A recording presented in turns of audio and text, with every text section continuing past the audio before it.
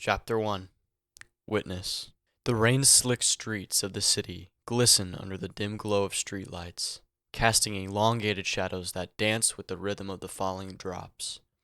As if I feel some presence around me, I shuffle along the sidewalk, collar turned up against the cold drizzle, lost in the anonymity of the bustling crowd. It is just another evening, another day of my unremarkable life. Little do I know, that unremarkable life is about to shatter into 1,000 pieces. My feet are dragging on the cement beneath me, walking along a sidewalk to get to work. The large neon-plastered sign of the electronics store beams with energy, its vibrance lighting up the dark environment. The glass walls to see into the store are covered with promotional posters and job openings. As I walk by, I see Henry, my boss, feeling up some girl with red hair and black high heels. Come on, just give me a little feel. I know you want it. Henry says deviously, his sleazy look with his slick back radiating to her. The girl swatted his hand down. "Don't touch me!" Hey, I don't want any trouble. Will this make you feel a little more motivated? He slips her a couple $100 bills and she reluctantly agrees. I have to walk away. Even the sight of him makes me want to gag. I walk into work, the door swinging open with the gush of air flooding the store with that rich oak smell. And my fluffy hair whooshing up for a moment. Then my bangs flop to my eyebrows again. Noah croaks to me behind the front counter. "Man, you're so lucky you got a break, Kian. I'm so tired." The few freckles on his nose reflect from the ceiling light above him. I avoid eye contact, beginning to stack the shelves with wall chargers. Yeah, I really needed it. I'm glad Mom at least had a good service for her memorial. "I don't know how you do it, dude," Noah says. He glances up, waving his hand around. "The whole thing, the overtime, the extra hours. I know we don't have school anymore, but we've barely worked here at the electronics store for 2 years, and you already have 30 vacation days. And the stuff with the service for your mom, it's amazing.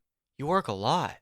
The jingle from the door rings. Noah shoots up into position, a smile stretched across his face with a straight posture.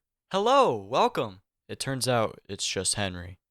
He's always late with the smell of beer and cigarettes lurching off of him. He had a cigarette in his mouth and blew the smoke straight up into the air like a dragon. Noah's facade quickly fades and a bit of disgust even emerges from his face. "Oh, hey, Henry." Henry marched through the store and was about to enter the back staff room, but stopped. He darts his eyes back at him and turns around. That's boss to you. Noah looks down. "Yes, boss." That's more like it. Henry says. A few hours pass and I start to pack up.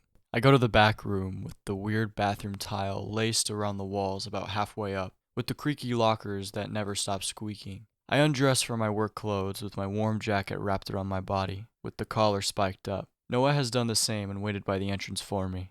We begin to walk out of the store and he shares all the crazy stories he has about crazy customers. Noah's voice becomes a distant hum as he shares anecdotes from work, offering a soothing undertone amid my fatigue. It is a struggle to muster the energy for conversation. "I was telling her it wasn't on sale and she insisted on seeing the manager. I ended up giving her the discount just to get her out of the way," Noah explains. His words, a lifeline through the fog of exhaustion, prompt me to meet his gaze. "Kian, you don't need to push so hard. You know I'm here to help whenever you need it. Just say the word." I blink at him. "Thanks, Noah. I appreciate that. Maybe I'll take you up on it sometime." "You deserve it, man. You're the hardest working person I know. You're stronger than anyone I've ever met." I smile faintly, absorbing his compliments. As Noah continues to regale me with his workplace escapades, my mind drifts, the words washing over me like a gentle rain. My responses are minimal, nods and brief chuckles, but Noah doesn't seem to mind. He must have noticed the fatigue in my eyes, the way my shoulders slump just a little. I can almost hear him saying, "Hey Kian, are you okay?" He has always been perceptive like that, attuned to the emotions of those around him. But he also knows when to give space, when to let silence speak. So as the rain continues to fall and the city's rhythms carry us forward, Noah's stories become a distant hum. The weight of the day presses down on me, and I let myself be enveloped by the companionship of a friend who doesn't need me to fill the silence with words. We're just a couple of 17-year-olds worrying about our stupid jobs, both being college rejects trying to find our own way in life. We were going to be dorm roommates in college, but we both ended up getting rejected. We found an apartment and decided to share it. His parents signed off on the place and I just kind of moved in. We both couldn't afford an apartment by ourselves, so why not, right? In the distance, a faint rustling and subdued murmurs reach our ears. Drawing closer, we discover two kids, likely in middle school. A bigger kid is a looming figure with a muscular build, wearing worn-out clothes that suggest a lack of concern for personal appearance. He has a scowl on his face, and his eyes reveal a sense of dominance or even enjoyment. He stands over a smaller one, appearing more petite and fragile. Their clothes are disheveled, indicating a struggle or attempt to defend themselves. The bigger kid berates him with foul language that makes my stomach churn. He is kicking and beating the smaller one relentlessly. Noah turns to me, a concerned furrow on his brow. "We need to help that kid! He's in trouble!" I hesitate, glancing briefly at the distressing scene before shifting my gaze away. "Okay, yeah, let's go," I admit uncertainly. Noah darts in there instantly. "Hey! Hey! Get off of him!" The bigger kid sees Noah running towards him as I follow behind him. He flees as soon as he sees us and never looks back. Noah catches up to the kid on the ground, his face and body covered with bruises. His orange hair looks dull against the city street lamps and poster-covered wall. "Hey, buddy, are you okay?" Noah asks. Through his sniffling and tears running down his cheeks, he musters out words and phrases. Yes, I'm okay, sir." "Sir? You definitely don't need to call me that. It's Noah." The kid becomes more easy to understand. "I'm Ryder." "Hey, Ryder, can you tell me what happened?" A big kid. He walked up to me. He said I'm weird. He said I'm weak. Behind a few more tears, Ryder says, I am weak. Noah looks at him without any emotion, as if he was replaying what he said in his head 100 times over. He looks back at Ryder with a soft, gentle smile. "You know, in my eyes, you're the strongest." Ryder, wiping his tears away, giving him an excited look. "Really? You think so?" "You don't have to let anyone else define your worth, Ryder," Noah says gently. "We all have unique qualities that make us special. Sometimes, it just takes a little time to discover them." He smiles very elegantly, giving a hopeful smile to Ryder as he bends down and puts his hand on his head. "You're stronger than you think, and I believe in you." Noah looks up at me with reassurance. "I know you got a lot on your mind, so let me handle this. You can go. Don't worry about it. Thanks, man. I'll see you later." I look over to Ryder. "Hope you get better." Ryder nods as Noah picks him up and jogs away into the crowd, swiftly disappearing. I'm just realizing I need a few things from the corner store. The closing time looms, and I debate taking the shortcut. If I hurry, I can make it. Jogging through narrow alleyways, navigating sharp corners, and passing overfilled garbage cans, emitting the stench of rotten food and plastic. The night is cloaked in an inky blackness, the moon hidden behind thick clouds that threaten to release their burden of rain.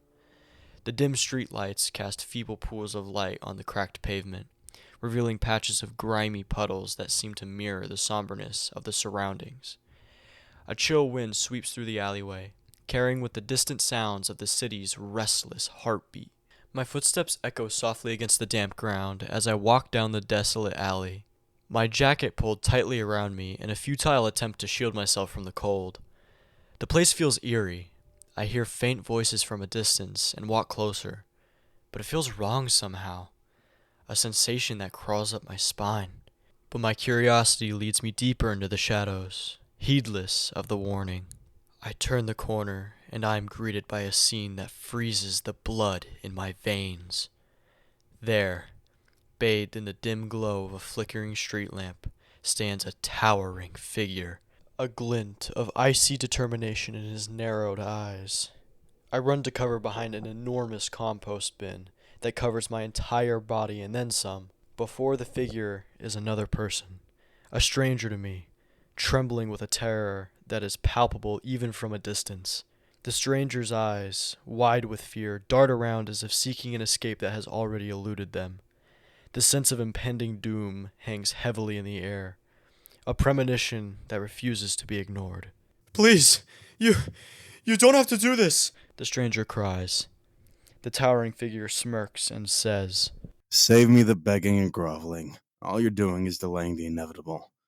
The old man sent me to do a job, and that's what I'm doing. Nothing personal. But, to be fair, I don't give two shits whether you live or die. My breath catches in my throat as I realize the source of the dread that seems to thicken the atmosphere. A shiver races down my spine as I see the energy swirling around the figure's outstretched hand, pulsing energy of darkness coiling around his fingers like serpents. The air itself seems to grow heavy, as if the very laws of nature are being bent to accommodate the malevolent power emanating from his palm. His palm looks cracked and red, while flaking off with odd marks going up his fingertips. I stay hidden there, frozen in place, my heart pounding like a drum in my chest. The stranger, trembling with fear, is a mere few feet away from me, a vulnerable lamb facing a predator of unimaginable power.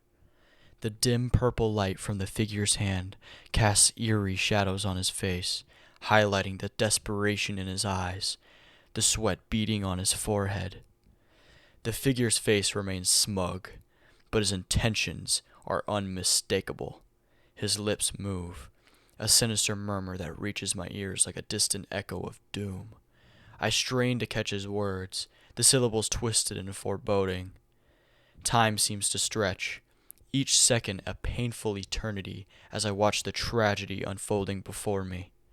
With a sudden, sharp movement, the figure's hand lunges forward, an unseen force hurtling toward the stranger.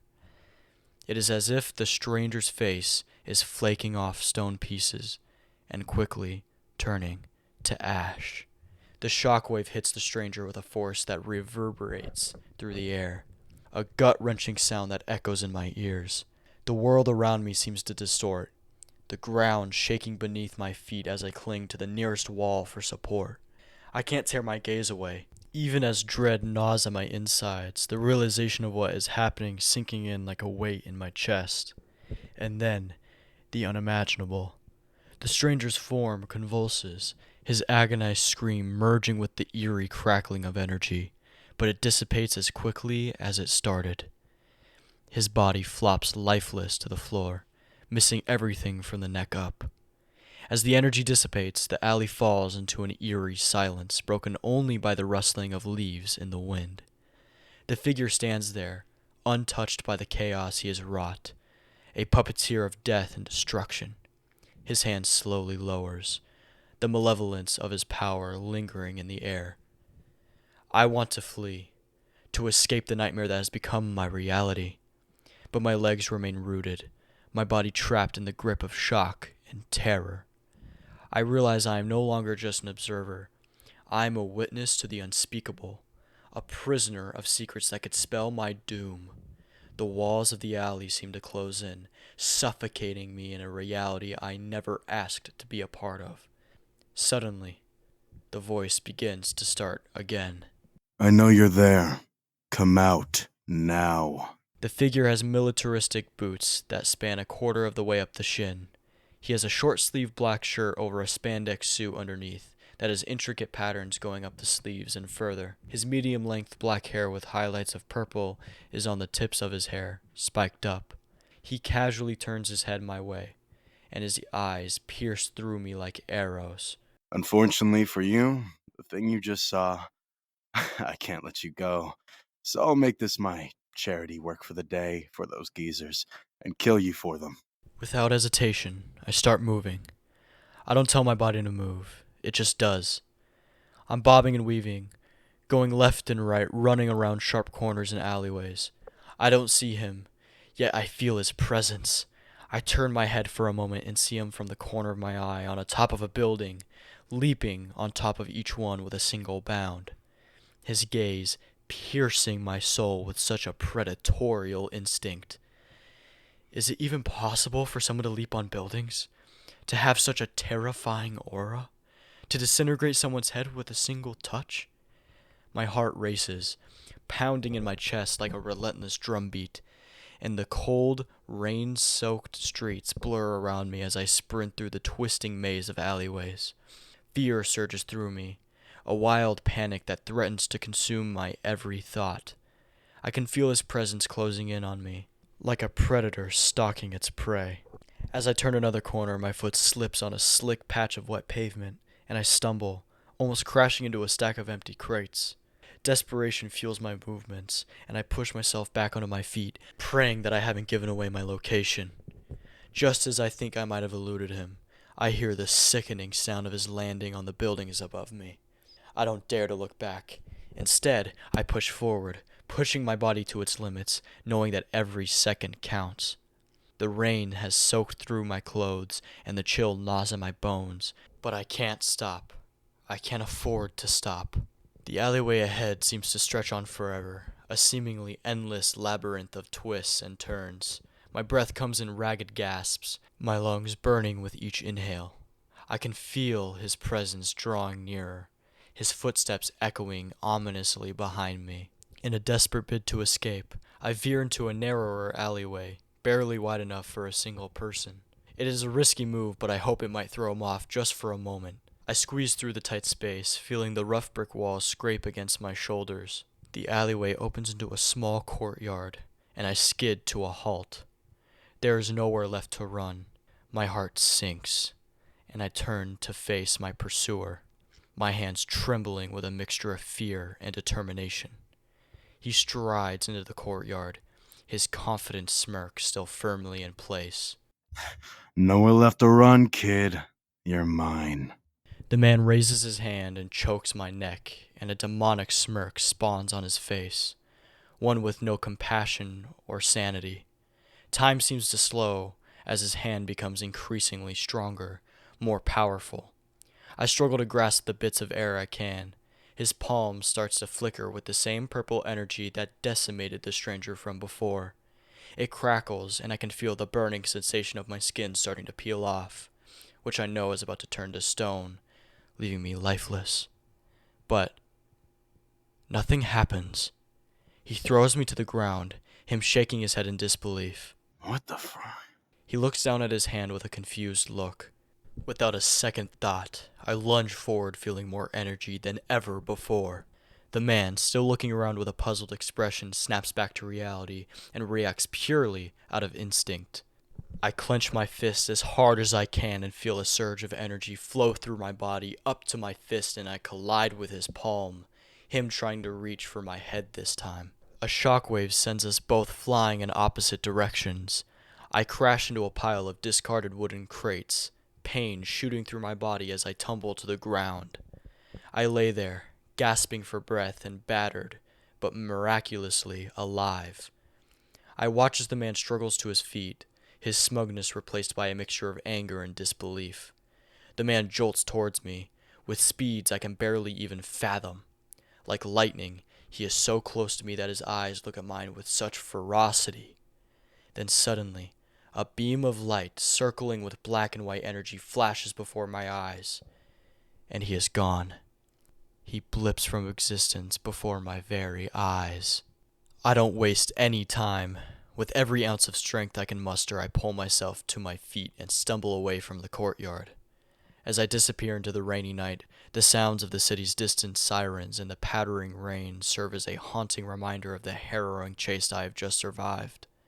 My unremarkable life has indeed shattered, replaced by a newfound awareness of the dangerous world that lurks in the shadows.